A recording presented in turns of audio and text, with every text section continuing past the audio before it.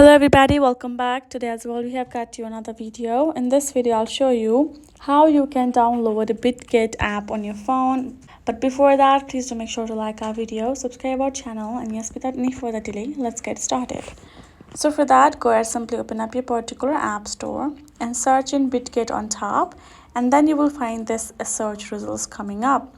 Now tap on this option of get beside it, double click it, and then simply wait till the process is done for it to be simply installed.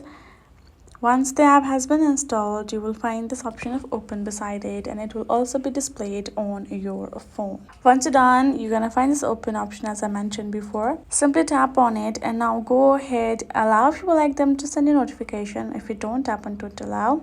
Tap on for the further, and this is how it's gonna pop up right away. You go to assets. Once it's opened up, this is how it's gonna look like. It's gonna simply show you the welcome back, and this is how the interface is gonna pop up as well. You simply have to access your assets. For you to access further, you have to simply log in, enter your email and mobile which you create your account with, tap on next and provide your password, and then log in. Or if you had created your account with Google, Apple ID, or the Telegram account of yours, you can tap on any of the options and log in directly as well.